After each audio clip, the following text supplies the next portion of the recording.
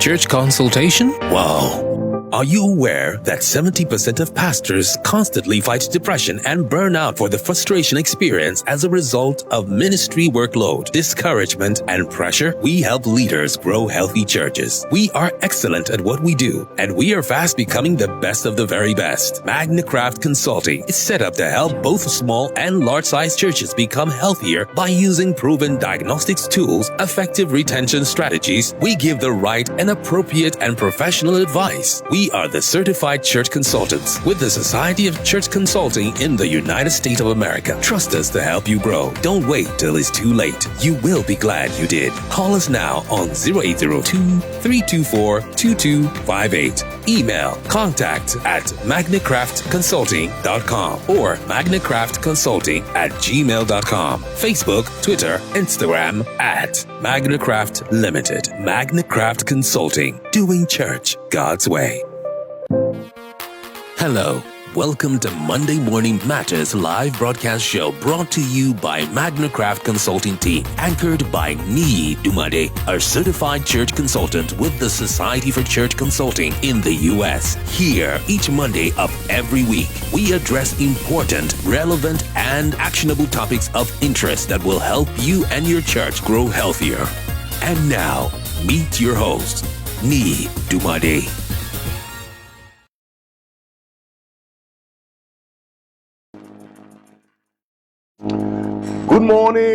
Good morning, a beautiful morning to you from the city of Abuja. My name is Niyi Dunmade. I'm the founder and CEO of Magnicraft Consulting. Niyi Dunmade is my name. I'm the founder and CEO of Magnicraft Consulting. Welcome to the last Monday Morning Matters in the month of August. And then we're going to the months, the September, October, November, and December. And when I get into that mood, I'm always very excited because a lot of things have been done for the year. So this is the last Monday Morning Matters for the month of August 2024.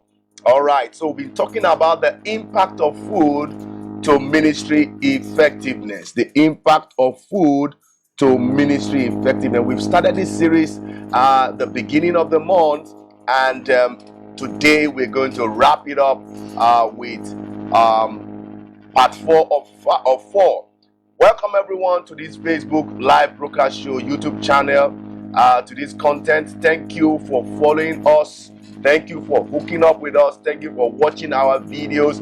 We are glad you are part of this broadcast. And of course, we know that this broadcast has been helpful to you, to your own career, to your church, to your leadership. But thank you, are part of this live broadcast show.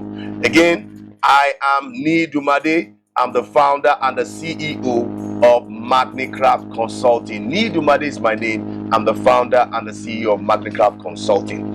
Before I take you a little further to promo, I want to just let us know what Magnicraft Consulting is all about. It's a church consulting firm that helps local churches to grow healthier through empirical assessment, trainings, revitalization, and strategic blueprint. Our vision is simple: to be the leading church health consultancy that creates actionable, sustainable, and adaptable solutions. Okay, I'm also a certified church consultant with the Society for Church Consulting in the US. I'm also a certified church consultant with Church Answers, okay, Church Concentration University, and other certifications also from reputable organization. I'm your host to the weekly Facebook Live broadcast show every Monday, 7 a.m. Nigerian time or West African time. I'm always coming your way as the church health guide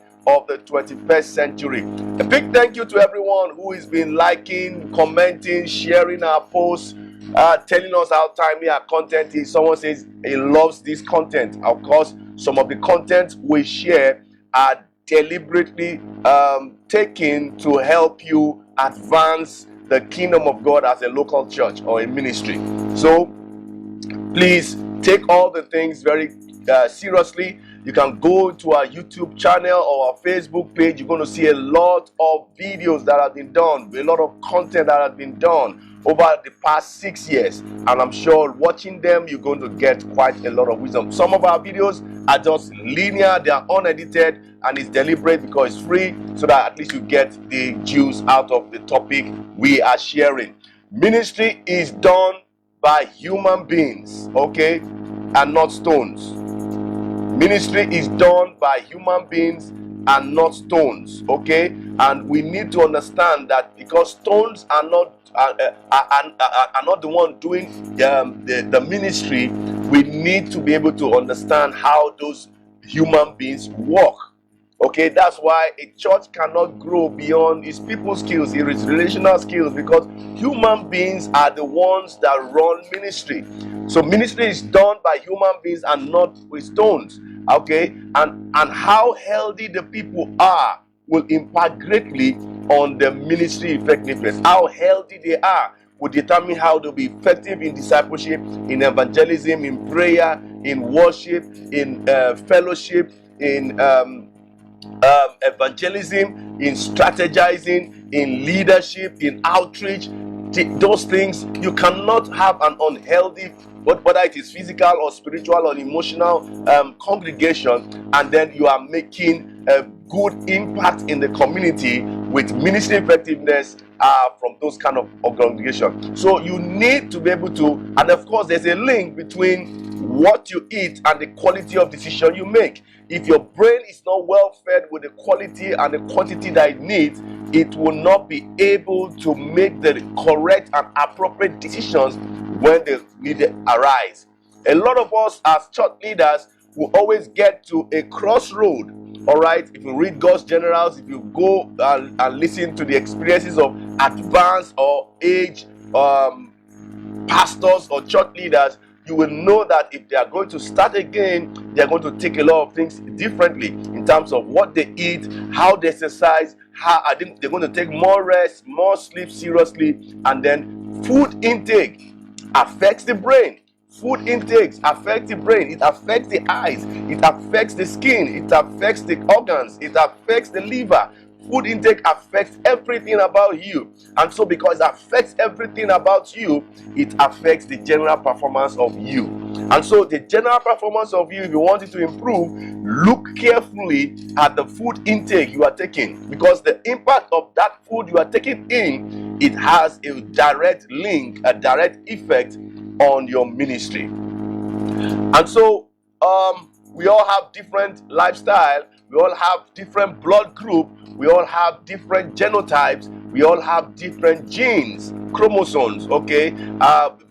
Some of us are of different gender, and so we need to understand that we are also of different genetic makeup. We need to understand that because we are different, what somebody eats and is healthy will be different from what another person eats and is healthy.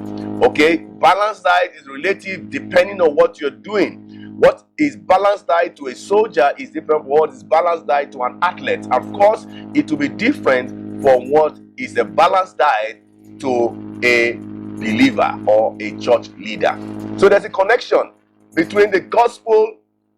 There's a connection of the gospel between culture and food. Culture and food. We have different culture all over the face of the globe, and if you pick any culture, you'll be shocked that every culture has the preferential food that they take. And if I can tell you that because of what they take, it also has a way of how they behave, how they perform, how they relate. And so culture and food, you can see the Chinese have their their own culture, and they have their own kind of food. Or the British, they have their own culture and they have their food. And I can say that your food intake is always powered by your culture. And so if you are an evangelist, if you are a church leader, and you are all having a global you have a global appeal, okay, global flair, you can as well use food to connect, to use the gospel to connect with the culture and the people of the land. Okay, and a friend of mine yesterday told me that when he went to Saudi Arabia, that there was a drink that they welcomed him with. I see one thing about some cultures: if they give you a welcome in their culture and you don't accept it, it will bring some form of resistance. And that's why Jesus Christ in Luke chapter 15, he was eating with sinners. He was dining with sinners, because if you eat with sinners, you are opening up a window of connection.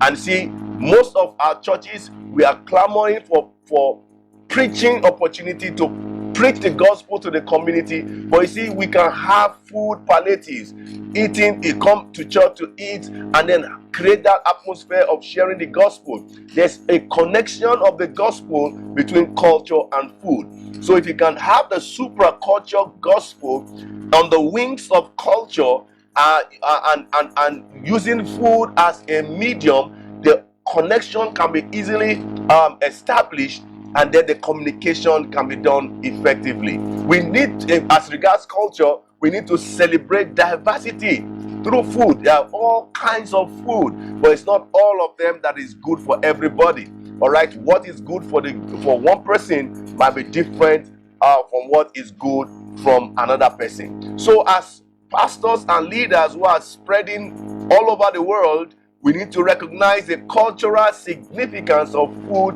in different communities. Now, in the days of Jesus, why was it bread and fish? Anytime he wanted to take care of his people, it's always bread and fish. Even when there was lack of it, he didn't go for something else. He multiplied the bread and fish that was available. So why was the use of bread and fish? Because there's a difference between felt need and real need. The real need of the people is spiritual. The felt need sometimes is physical. And for you to be able to get the real need intact into the people, you need to take care of the felt need. And that's their one of the basic things is food, security, safety. And so why was Jesus Christ using bread and fish? He started his ministry on bread and fish, and then he was able to turn from bread and fish to flesh and blood. So food is very, very, very important. Food is very, very important to make sure that people are receptive. People are open. People are open to what they need to do to receive the gospel. People are open to what they need to do to receive the gospel. All right, so we need to celebrate and recognize cultural significance of food and different communities. Okay, what they eat in the south of America is different from what they eat in the north, and you have to be able to promote that cultural diversity in your church to understand that you understand through shared meals. Okay, what someone is eating and what another person is eating is all just because of what is good for their body. And so we need to learn how to incorporate diverse culinary traditions into our church event. You are having a church event, and then all of a sudden you are just putting a specific kind of cultural food, whereas everyone who is in that place is not just part of that culture. So we need to learn to incorporate different diverse culinary traditions in our event, so that we'll be appealing to every culture, not one specific culture, except your church is called out to a specific people group. But if you are called out to more than one people group, you need to be able to look at different cultural foods and their significance to your church. Okay, diverse traditions exist in a church that has different cultures, and we need to use different food to celebrate those connections that can be existed in our church. So Jesus Christ, as I said, interacted with different diverse groups, emphasizing inclusivity. So there was a time he went into a house and he ate there. There was a time he was eating with sinners. There was a time he also used flesh and blood. So food was used by Jesus as a very, very effective strategy to promote diversity as he goes along preaching the gospel in his day. So as we organize events, let's celebrate various cultural cuisines, okay, so that people can get what they know is actually good for them, ensuring that all cultural goods feel represented and included in the cuisines that we are sharing. All right, so I want to wrap up now. So if you're hosting a lot of people from different cultures, you're having different people groups coming, we need to understand that there's multicultural padlocks that food festival can unlock. Okay, food festival can unlock.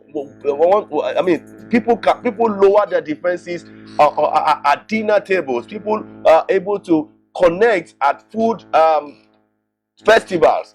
All right, and we need to also ensure that when our leaders are well trained on how to eat different food. The way to eat rice is different from the way to eat some solid food. Okay, so we need to have some education on how to eat different culinary traditions and their significance. You can imagine if you go to you have a mission to Chinese and you are able to use the sticks to eat, and you are talking over dinner with a Chinese, and then you are using their sticks to be able to eat. It thrills them, and then they open up their hearts. They see you as a brother, and they're able to exchange you're able to also give them the gospel in exchange of that connection.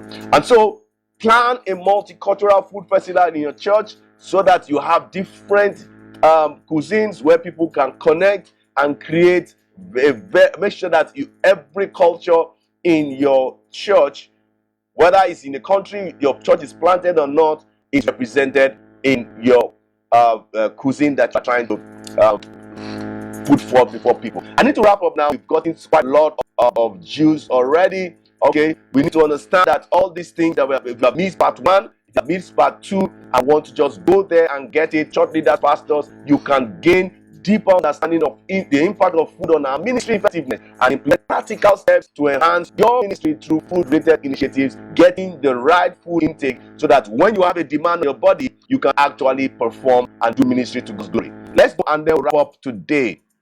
All right, so we just want you to know that this morning matters with Dumade, and we help local churches to grow through empirical assessment, revitalization, trainings, and strategy blueprint. I believe that our expertise could be of help and great benefit to your church. Okay, so please reach out to us. We're going to just running up on the impact of food to ministry effectiveness. Next month, we're going to talk on how a church can define their Jerusalem. Some churches want to have impact in the utmost part of the earth, but they don't have rest. And the reason why God has planted you in that location is because there's a plan. It's not by accident. There's an agenda of God. That's why your church is planted where it is. You need to understand your Jerusalem. The impact you're going to make in your Jerusalem will determine the impact you're going to make in the bottom part of the world. And so, as next month of September, we're going to have that discussion all through all the Mondays in September 2024. Dr. Torena, I'm so grateful for our path crossing. Please, you want to be a certified church consultant, I'm waiting for you, Pastor Chidi. I know you like my Facebook post. Please, you want to become a certified church consultant to help your own church. If I'm more seeing churches today can go through Church Consultation University and get those information, because if you get those information, you can lead your church to health easily. You want to become a certified church consultant, create a side gig income for yourself to help your own church and to help other churches thrive and be healthy. Reach out to me on the number on the screen, and I'm sure I'm going to give you over 40% discount for anyone who reach out to me because that's what Dr. Tomlina is willing to give to everyone. And I can tell you there's value for money. I mean, you can see that from the way your church. Subsequently, I'm going to bring some students who have finished the course to come and share some of their experiences. And I'm telling you, you'll be glad that you paid for this church consultation program. My 2 books are still available on Amazon. Please go. Church Retention Path to Grow, forwarded by Tom Rainer. It's on Amazon. Please get it. If you want to get, you're in Nigeria, you want to get a copy from me, reach out to me on the number of the screen, and sure you're going to, I'm going to send it across to you. The other one is Busting Church Growth Myth. Please get that book. It's going to help you to align your thoughts with the thoughts of God over what church growth means for this entire agenda. And then please don't forget to follow us on Facebook, follow us on Instagram, follow us on YouTube, subscribe to our YouTube channel, turn on the notification bell so that you can be notified when you have a new and solid content online. You have any church-related questions for me, let us have them. Questions for me, let us have them. I'm going to give you more than an answer when you must have them, and then surely you're going to get an answer from me. All right, so please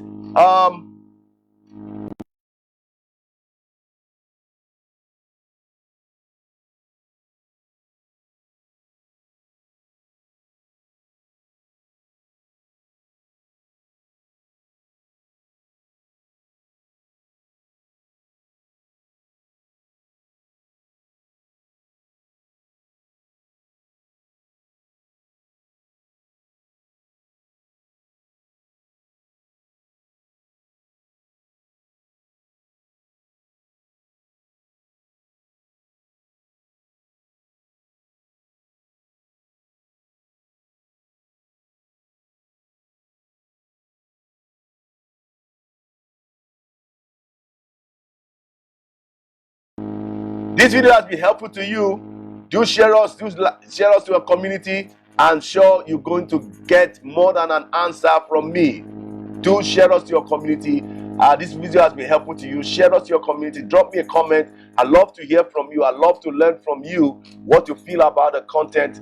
Number on the screen if you want to reach out to me. We do consultations, revitalization, trainings, and strategic planning sessions for churches. Reach out to us so that we can help your church with excellent church consulting for health, vitality, and results. We're going to close on this topic. Thank you for the attention, and may God bless each and every one of you as we have a fruitful week ahead. Till I come your way next month with a new topic, I say bye-bye. God bless you. I love you. Thank you so much.